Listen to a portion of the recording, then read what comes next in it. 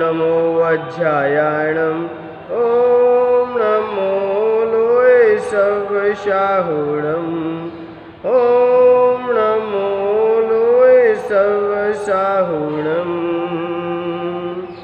आपने आपको आप में वर लिया, चेतना को स्वयं ही प्रखर कर लिया। वीतरागी प्रभु हे महावीर जिन, आदिनाथ प्रभु तुम हो तारण तरण। आपके द्वै चरण में विनम्र नमन, आपके द्वै चरण में विनम्र नमन। जय बोले अनंतानंद सिद्ध परमेश्वरी भगवान की। प्रथम तीर्थंकर श्री ऋषभनाथ भगवान की। धर्म तीर्थ शासन नायक अंतिम तीर्थंकर भगवान महावीर स्वामी की। आचार्य भगवंत गुरु श्री विराट सागर जी गुरुदेव की। आचार्य भगवंत गुरु श्री विनम्र सागर जी गुरुदेव की। मथुरा सिद्ध क्षेत्र की। पूज्य मनीष जी 108 विनय सागर जी महाराज जी की जय। संघ की। कल आचार्य भगवंत ने भगवान की भक्ति करते समय कल कहा था कि जितनी हमारे अंदर विनय होगी उतने ही हम ऊंचाई को छूते चले जाएंगे। क्योंकि जहाँ विनय है वहाँ पर सब कुछ है। क्योंकि जिसके अंदर विनय गुण आ चुका है वह व्यक्ति सब कुछ हासिल कर सकता है। और विनय के बिना वास्तव में देखा जाए तो व्यक्ति कुछ भी प्राप्त नहीं कर सकता। पानी भी को भी यदि निकालना है, पानी की भी खोज करनी है तो जमीन के खोदने के बावजूद हमें झुकना पड़ता है। बिना झुके कोई चीज़ नहीं प्राप्त होती। और आचार्य भगवंत ने भी कल कहा दिव्य ज्ञान प्रदाता कि हमें वो ज्ञान कैसे प्राप्त हो जो हमारी आत्मा को पवित्र और पावन कर सके। तब आचार्य भगवंत ने कहा कि जितनी जितनी हमारे अंदर विनय होगी उतना उतना हम ज्ञान हासिल कर सकते हैं। क्योंकि कहा भी है विद्या ददाति विनयम विनयादि याति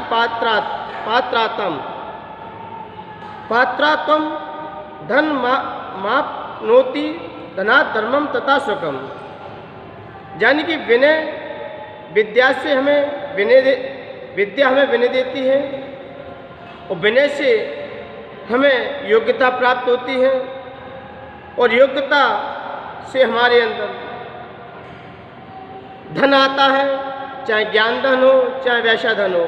और वो धन ही हमें आगे चल के सब धर्मों को सुख दिलाता है, जो हमारे अंदर सुख का वास कराता है। तो आचार्य भगवंत कह रहे हैं कि विनय से ही व्यक्ति के अंदर सारी योग्यताएं हासिल हो जाती हैं। अब यहाँ पर आचार्य भगवंत अपनी बात रखते हुए कल उन्होंने वक्तामृत स्तोत्र के माध्यम से पहले काव्य से लेकर 8वें काव्य तक अपने आप को समर्पण किया। ऐसा लग रहा है कि आचार्य भगवंत अपने आप को भगवान के प्रति समर्पण भाव रख रहे हैं या अपने जीवन को समर्पित कर रहे हैं। और जैसे ही 8वें छंद से ऊपर चले तो उन्होंने अपनी भक्ति को जाहिर कर दिया कि वास्तव में भक्ति क्या होती है। 8 से लेकर 27वें छंद तक और 28 से लेकर 37 छंद तक समोषण का विवेचन और 38 से लेकर 46 सन तक 8 व्यय दर्शाए। जो व्यक्ति श्रद्धा से जो आपकी भक्ति करता है, स्तुति करता है, उसके 8 भय भी भयभीत नजर आते हैं। और 47 छंद में और 48 छंद में आचार्य भगवंत ने उपसंहार रखा, उपसंहार किया। और 4 विशेष छंद, इन्हें हम कह नहीं सकते कि आचार्य मानतुंग द्वारा कृत हैं, ये कह नहीं सकते। और है भी है क्योंकि आचार्य मानतुंग का लास्ट में नाम भी रखा। कल ये भक्तामर अपना पूर्ण हुआ। आज बात आ रही है कि हमारे अंदर ऐसे कौन से लक्षण हो जो हमें ज्ञान की ओर अग्रसर कर सकें, जो हमें विद्या में सहायक बने। ऐसे क्या लक्षण हैं जिसके अंदर हमारे अंदर एक योग्यता है और जो शिष्य हों चाहे विद्यार्थी हों, उनका जीवन भी कैसे खुशहाल रहे। तो किसी महर्षियों ने कहा है कि विद्यार्थी को कुछ चीज़ों पर ध्यान रखना चाहिए, क्योंकि आचार्य भगवंत ने कहा, महर्षियों ने कहा है, काक चेष्टावको ध्यानम श्वान नेत्रा तथैव च अल्पहारी ग्रह त्यागी विद्यार्थी पंच लक्षणम। विद्यार्थी के 5 लक्षण होते हैं। विद्यार्थी के 5 लक्षण होते हैं। तो यहाँ पर आचार्य भगवंत ने कहा है कि विद्यार्थी काक चेष्टा, उसकी कौवे जैसी चेष्टा होना चाहिए। कौवा की चेष्टा क्या होती है कि कौवा जहाँ भी बैठता है तो उसकी चेष्टा देखिए। जब उसका एक छोटा सा बालक था, कौवे का एक छोटा सा बच्चा था, तो उसने अपने बच्चे को कुछ चतुराई सिखा रहा था। कह रहा था कि आपको चतुर होना चाहिए, कोई भी आदमी आए तो आपको ऐसे ही नहीं भागना चाहिए, ना ऐसे ही खड़े होना चाहिए। जब आदमी जब झुके तो समझना चाहिए हमें उड़ जाना चाहिए, क्योंकि झुक इसलिए रहा है कि कोई पत्थर ना उठा ले। आदमी झुके तो पत्थर उठाने के कारण झुकता है, तो आप उस समय उड़ जाना। तब कोए के बच्चे ने कहा, वो आदमी शायद घर से ही पत्थर लेके आ रहा हो। तब कौए ने कहा कि आप पहले से ही चतुर हो, आपको क्या चतुराई सिखाएं, आपको हम क्या चतुराई सिखाएं।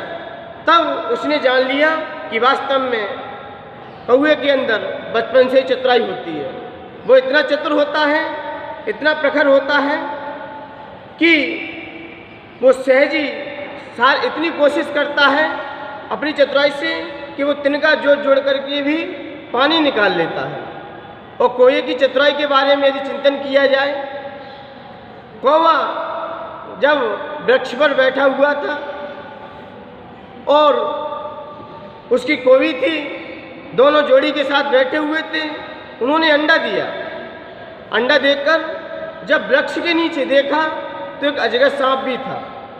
तो अजगर सांप था, तो कोई ने जैसे ही कोई की अंडा दिया, तो उसका अंडा जब वह पानी पीने या कोई अन्य लेने जाता, तो वो अजगर पेड़ पर चढ़कर उसके अंडे को खा जाता। ऐसा दृश्य 2-3 बार हुआ। तो दोनों ने मीटिंग की कि अपने अंडे कैसे बचें, कैसा अपना जीवन चलेगा आगे। ये अंडे तो कौन खा जाता है। तब पता चला कि पेड़ के नीचे अजगर बैठा है, वो क्या खा जाता है, अंडे खा जाता है। तब कोई ने और अपनी पत्नी से, दोनों से मिलकर आपस में मीटिंग की कि कैसे किया जाए इसका निवारण, नहीं तो अपना तो जीवन ऐसे ही निकल जाएगा। और बच्चे ना हो जीवन में तो वैसे ही जीवन उजड़ा लगता है। तो कोई ने विचार किया, वह रानी तालाब पर नहा रही थी, तो नहाते समय उसका मंगलसूत्र वहीं रखा।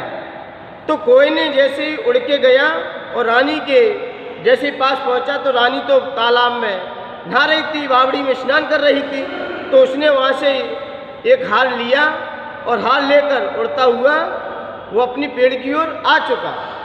तो जैसे ही पेड़ की ओर आया, जैसे ही वह पेड़ की ओर आया, तो रानी के सिपाही ने देख लिया कि रानी का ये हार ले जा रहे हैं, रानी का ये हार ले जा रहे हैं। तो दोनों व्यक्ति पहरेदार उस कोए के पीछे भागते जा रहे हैं। और कोए ने क्या चतुराई की कि उसने वो हार अजगर के उसमें गुफा में रख दिया, जहाँ पर अजगर रहता है उसकी सुरंग में रख दिया, उसकी बामी में रख दिया।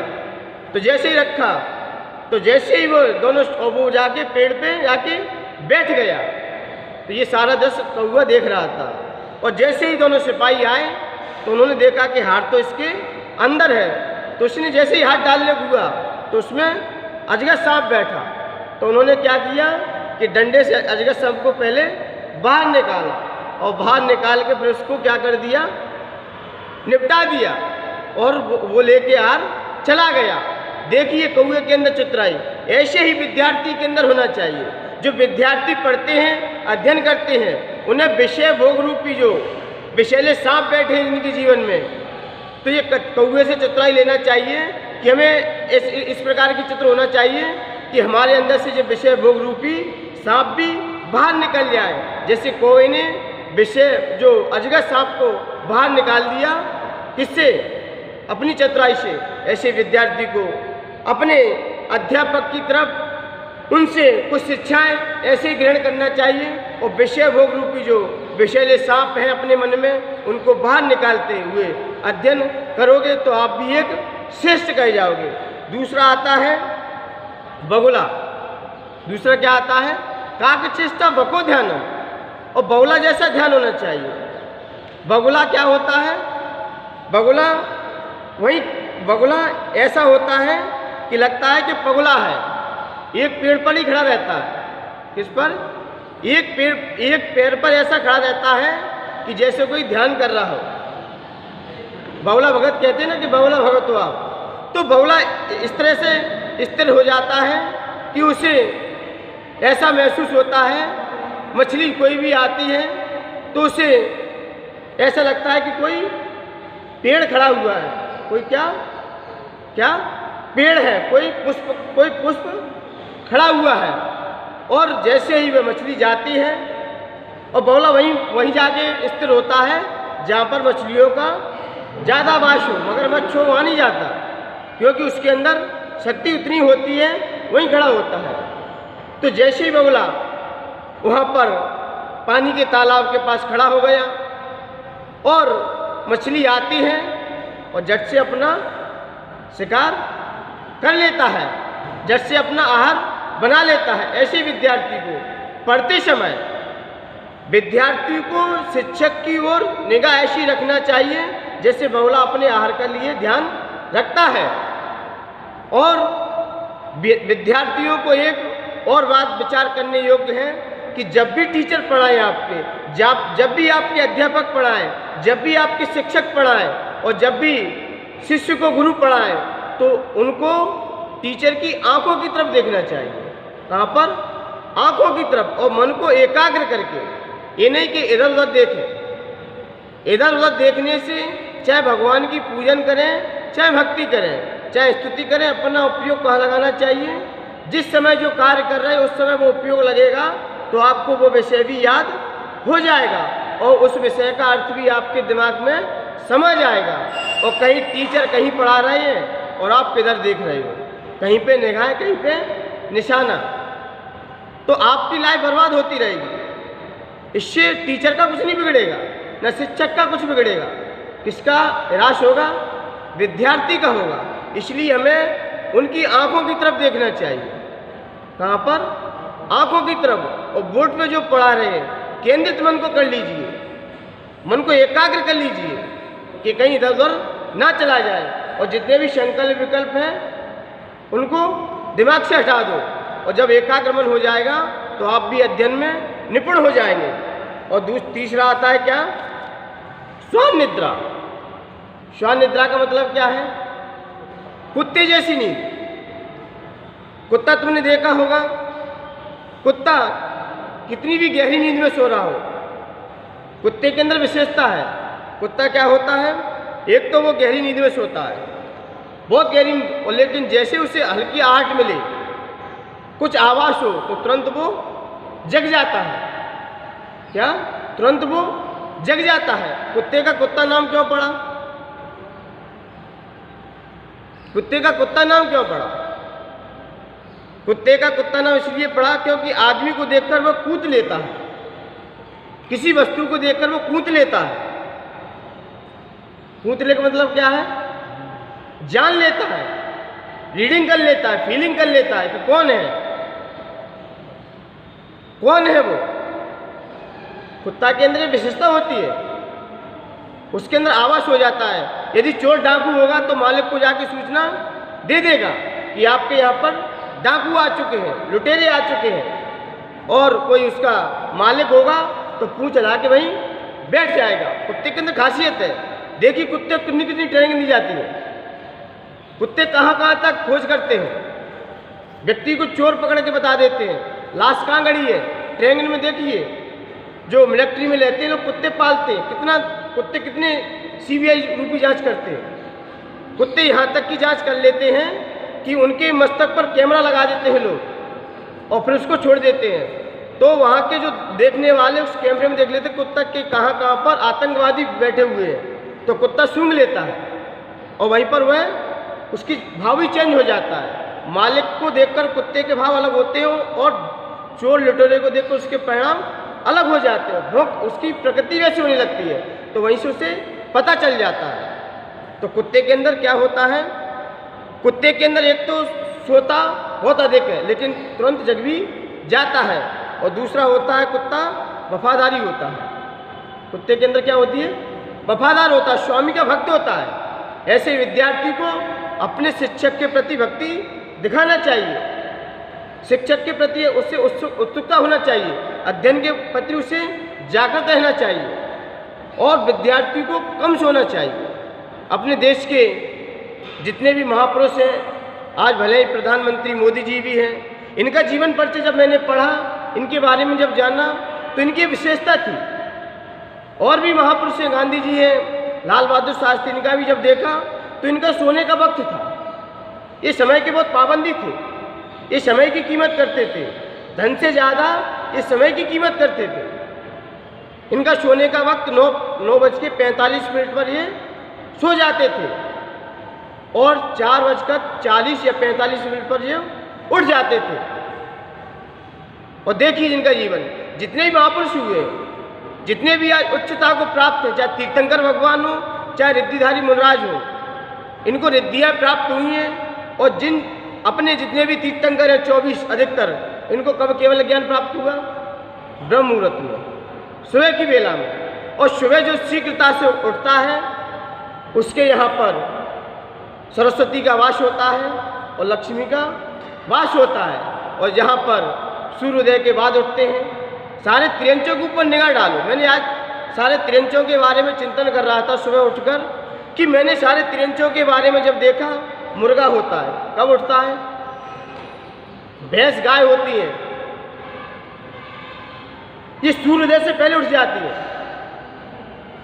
सारे त्रियंचों के ऊपर निगाह डाली मैंने, जितने भी त्रियंच हो, कोई भी हो। और सांप तो अधिकतर सोते भी नहीं है, लेकिन कई जीव सुबह ही उठ जाते हैं। जो ब्रह्म मुहूर्त में उठते हैं, समझिए अपनी गति में कुछ प्रगति कर सकते हैं।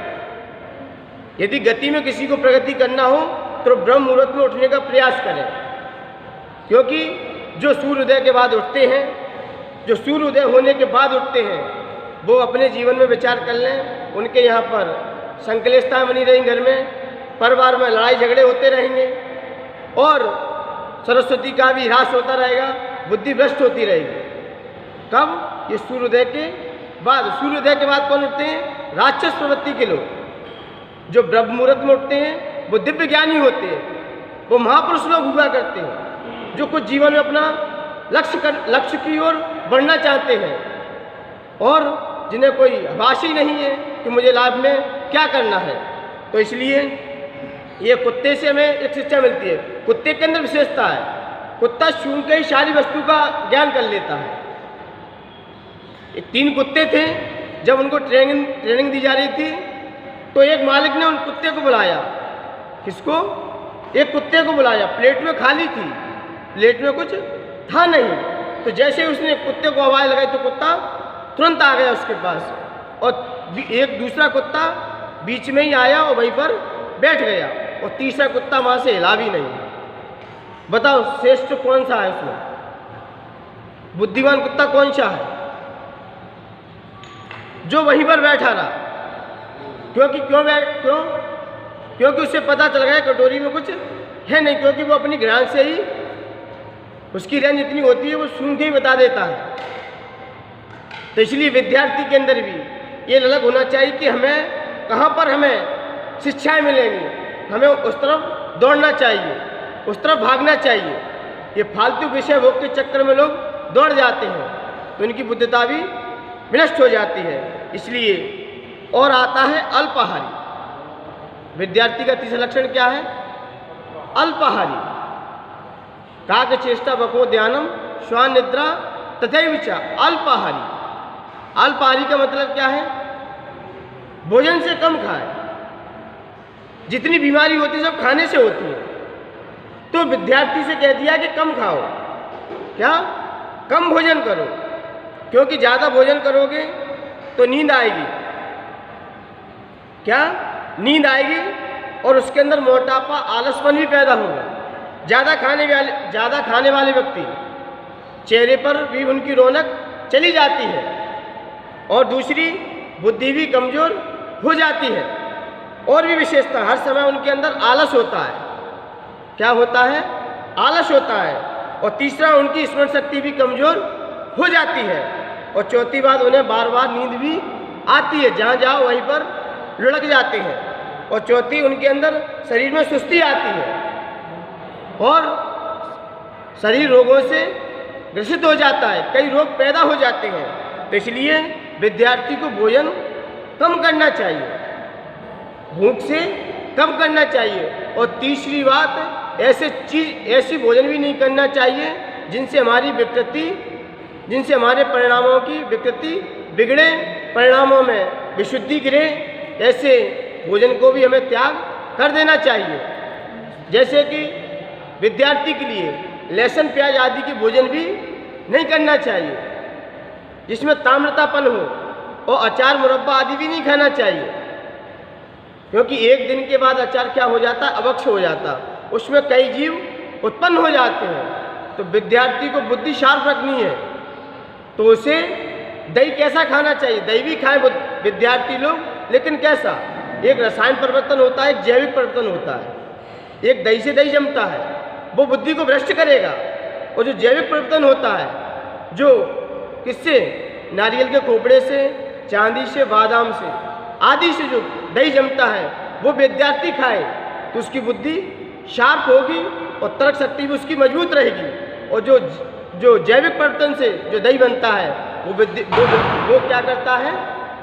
वो क्या करता है? बुद्धि को भ्रमित कर देता है, बुद्धि को नष्ट कर देता है। और दही मिले, दूध मिले तो गाय का खाए। क्या दही किसका? गाय का हो तो बुद्धि कैसी होगी? शार्प होगी। और भैंस के दही से वैसे तो बुद्धि तो वो नहीं होती, लेकिन उस भैंस के दूध में क्या होता है? आलस होता है। वो व्यक्ति के अंदर क्या पैदा करता है? आलसपन पैदा करता है। और आलस ही जीवन का क्या है? सबसे बड़ा शत्रु है। क्योंकि आलस के बिना, आलस जिसके जीवन में है, वो व्यक्ति कभी अपनी उन्नति को भी वह कभी अपनी उन्नति नहीं कर सकता। तो दूध मिले तो किसका?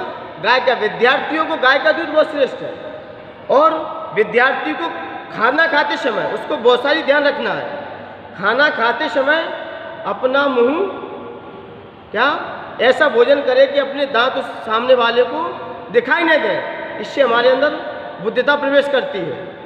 और मुंह खाते समय यदि अपने दांत दिखाई देते किसी को, तो इससे हमारी बुद्धि का क्या होता है? ह्रास होता है। दूसरा, खाना जमीन पर बैठकर खाएं, ना कि टेबल आदि पर, और ना खड़े होकर। ये खड़े होकर भोजन करते हैं। खड़े होकर भोजन करने से हमारी बुद्धि का क्या होता है? ह्रास होता है। जूते चप्पल पहनकर यदि भोजन आदि कोई हम खाते हैं तो इससे हमारी बुद्धि भ्रमित होती है। बुद्धि नष्ट होती है, हम अपने लक्ष्य को भी प्राप्त नहीं कर सकते। सभ्यता से भोजन कीजिए, बैठकर मर्यादा से भोजन कीजिए। और रोटी को एक बार डाल दिया तो बार बार उसे मुंह में उसे सब्जी से नहीं लगाना चाहिए, इससे भी हमारी बुद्धि भ्रष्ट होती है। केलों को पीस करके खाओ, सेब को पीस करके खाओ, उनके पीस कर लो अलग अलग, ये नहीं कि सीधा चबाओ, क्योंकि बार बार डालोगे तो इससे हमारी बुद्धि का क्या होगा, निराश होगा। मुनि महाराज देखे ना अपने आहार करते समय, वो एक गया तो गया, उसे तोड़ते नहीं है, उसे दांत से तोड़ते नहीं है, क्योंकि दांत से जो व्यक्ति दांत से तोड़ के और फिर खाता है, जैसे गन्ना होता है, गन्ने को तोड़ के फिर खाता है, तो इससे हमारा क्या होता है, बुद्धि का निराश होता है।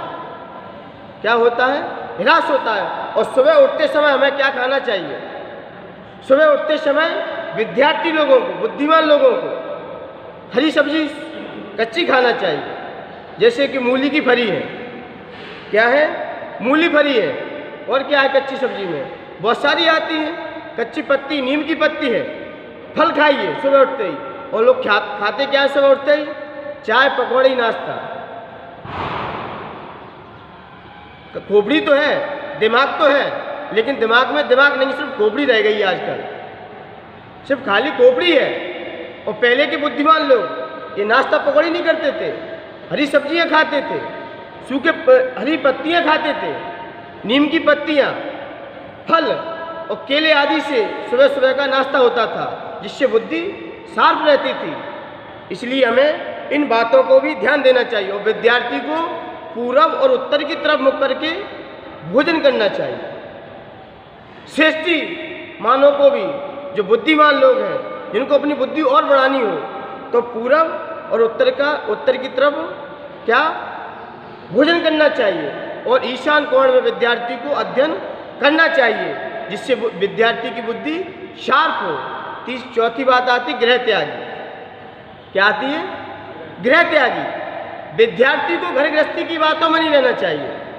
विद्यार्थी जहाँ पढ़ता हो, जहाँ अध्ययन करता हो, वहाँ पर घर गृहस्थी आदि क्लेशों की बात भी, आरामदायक जो सुविधाएं हैं, जो आरामदायक जो वस्तुएं हैं, उनसे उन्हें दूर रहना चाहिए। एक संयमित जीवन रहना चाहिए। जैसे संयमी जीवन होता है ना अपने जीवन में, जैसे संयम की शिक्षा किससे मिलती है।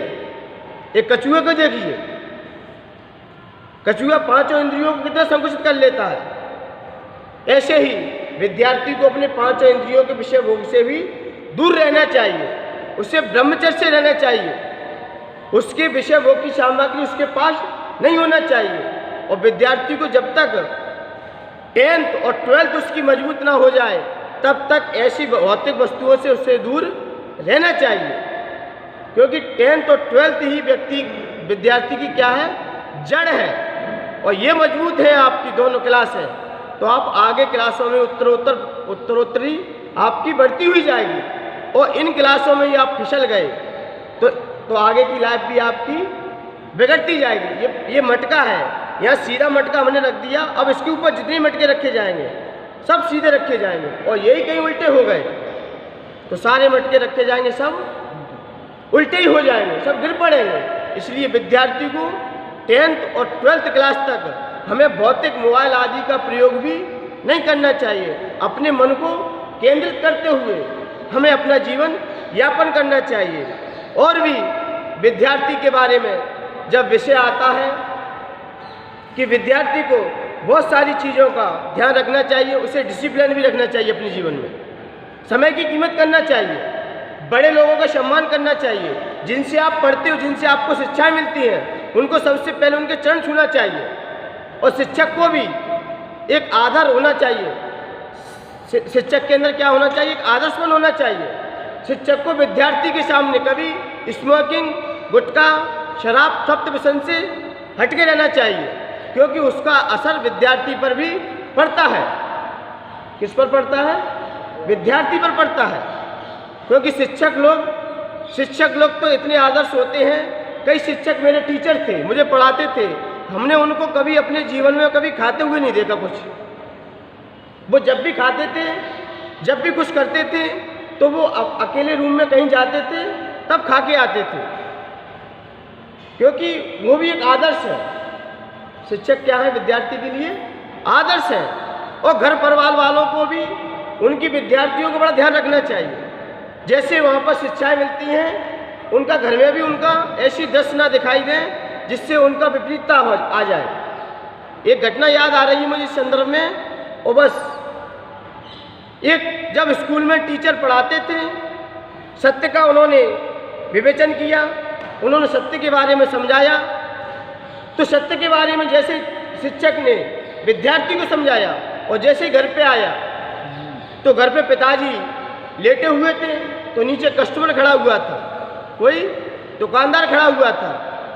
तो जैसे ही उसने आवाज़ लगाई कि पिताजी हैं आपके क्या, तो जैसे ही बालक अपने पिताजी से पूछने गया कि पिताजी नीचे आपको कोई बुला रहा है, तब पिताजी ने बच्चे से कहा, क्या कहा कि उससे कह दो कि पिताजी घर पे है नहीं। और स्कूल में क्या पढ़ाया गया कि आपको सत्यमेव जयते, सत्य की ही विजय होती है, सत्य ही बोलना है। और घर पे क्या मिला? उल्टा मिला। ऐसे ही घर पे गया, ऐसे ही वो फिर दूसरे दिन फिर स्कूल में गया, उसे प्रेम की शिक्षा दी गई कि प्रेम से रहना चाहिए घर परिवार में रहकर। घर परिवार में रह के कैसे प्रेम वात्सल्य दिखाना चाहिए एक दूसरे के प्रति। और घर पे जैसे ही गया, घर पे जैसे ही पहुंचा तो पति और उसके माता पिता आपस में लड़ रहे थे। क्या कर रहे थे? लड़ रहे थे आपस में। अब उसका दिमाग और चकराने लगा। फिर तीसरे दिन फिर गया पढ़ने के लिए, तो देखा कि दया ही धर्म है, जीवों पर दया ही करना यही धर्म है। ऐसी शिक्षाएं कहाँ पर दी जा रही थी? स्कूल में। और जैसे ही घर पे आया तो उसका भाई एक अपाहिज व्यक्ति को पीट रहा था। उसको क्या पीट रहा था? तो जैसे ही देखा तो चौथे दिन विद्यार्थी ने हाथ जोड़ा, बोले पिताजी आज से स्कूल जाना बंद। बोले क्यों? कि मुझे समझ में ही नहीं आ रहा है, स्कूल में कुछ पढ़ाया जाता, घर में कुछ हो रहा है। तो घर वालों को भी ध्यान रखना चाहिए कि हमें विद्यार्थी के सामने कैसे कैसे कार्य करना चाहिए, उनके प्रति हमें आदर्श होना चाहिए। माता पिता विद्यार्थी के एक आदर्श है, ये गुरु भी उधर आदर्श है। तो जब हमारे जीवन में आदर्श नहीं होगा, हम माता पिता बनने से पहले हमें अपने जीवन को आदर्श में ढाल लेना चाहिए। एक आईना हो, माता पिता क्या है बच्चों के सामने? आईना है। जैसा देखते हैं चेहरा वैसा ही वो हो जाते हैं। इसलिए हमें अपने आदर्श को भी खोना नहीं है। इसलिए मान्यवर ये थी शिक्षाएं, और भी बहुत सारी शिक्षाएं हैं। इसलिए ऐसी शिक्षाएं लेकर, और भोजन करते समय विशेषता और है, हमें मौन से भोजन करना चाहिए, क्योंकि मौन से भोजन करेंगे तो हमारी बुद्धि का विकास होगा। इसलिए मान्यवर, और हमें कभी गलत शब्द मुंह से कभी नहीं निकालना चाहिए। एक आदर्श व्यक्ति होते हैं, घर परिवार में रहते हैं, तो हमें उनके मुंह से कभी अपशब्द ना निकले, क्योंकि इस पर भी बच्चों का असर पड़ता है। और बहुत सारी भावना है, बहुत सारे इसके रूल्स हैं। विद्यार्थी को हमेशा विनय का बहुत ध्यान रखना चाहिए। हम जितनी विनय करते जाएंगे, हम उतने ही ऊंचे उठते चले जाएंगे। इसलिए मान्यवर, इन 5 बातों को यदि अपने जीवन में धारण करोगे तो आपका जीवन मंगलमय होगा, एवं लक्ष्यता को प्राप्त करते हुए अपने शिखर पर जाकर विराजमान हो जाओगे। इन्हीं पवित्र भावनाओं के साथ जय बोली आचल भगवंत गुरुवश्री विनम्र सागर जी गुरुदेव की जय।